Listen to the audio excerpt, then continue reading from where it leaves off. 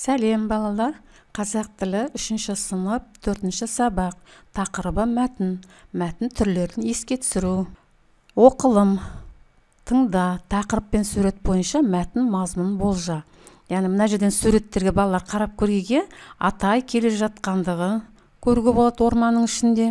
Одан кейін жаңағы кішкентай балапан әлсіреп, торғайдың балапаны әлсіреп құлап қалғандығы. Атай барып қолымен жаңа балапанды алып, оны не істейді? Үйіне әкеліп, оны емдейді, тамағын береді. Содан кейін не істейді балалар?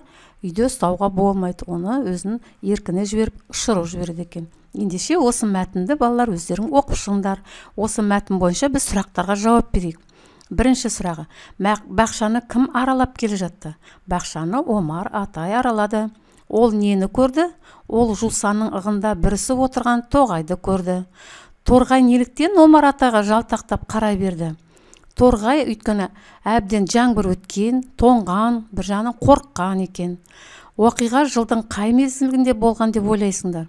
Оны неден байқауға болады?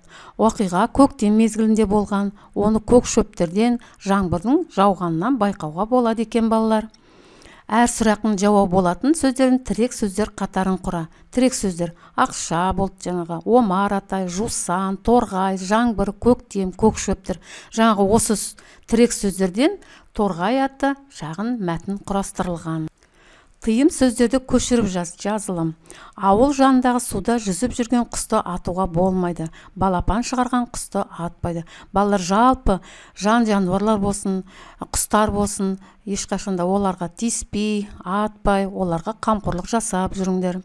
Осы тыйым сөздерге байланысты өз ойыңмен бөліс. Дәлелдеуіңді, өйткені себебі сондықтан сөздерін пайдалан. Енді біз осыған жауап беруге: себебі құстар табиғаттың бір бөлшегі, оларға қамқор болуымыз керек. Екінші: өйткені балапандары анасыз қалмау үшін атуға болмайды. Құстардың бізге тигізетін пайдасы көп, сондықтан табиғатты аялау қажет. Мінекей құстарды тиіспей өздерінің ұяларына келіп, әртүрлі жемдерін жеп жатқанын байқауға болады. 17-ші жаттығу: орны ауысып кеткен ертегі бөліктерін қалпына келтір. Бірден жаңағы өздерің мәтінді алдымен оқып шығыңдар. Біз бірден мәтінді қалпына келтіріп жаздық. Орны ауысып кеткен. Бірінші: қоян күндегі әдеті бойынша ініне қашып кіреді. Әркім қуа бергенде қорланып, ол қатты ыза болады. Мен көрінген нәрседен сескенем. Бүйтіп әркімнің бір қорқып жүргенше тезірек аулаққа кетіп қалайын деп тұра кеп жөнеледі.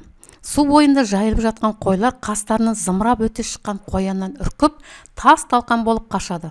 Сонда қоян ойланып: менен де қорқатын хайуанаттар бар екен-ау, деп көңілі орнына түседі.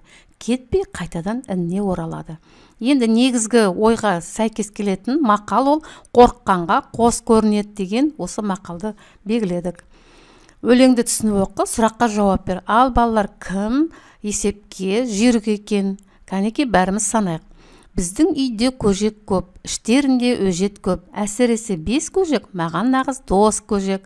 5 көжекке достасқан сәбіз бердім қос-қостан. Қос-қос дегеніміз 2-2-ден. Бір сәбізім соңында қалып қойды қолымды. Сәбізімді әуелгі санап берші ал енді. Яғни 5 көжекке 2-2-ден сәбіз берді. Сонда бізде 10, ал біреуі қолында қалып қойды. Сонда барлық қанша болды балалар? 11 сәбіз болған екен. Енді түсініксіз көжек дегеніміз балалар қоянның кішкентай баласын айтамыз.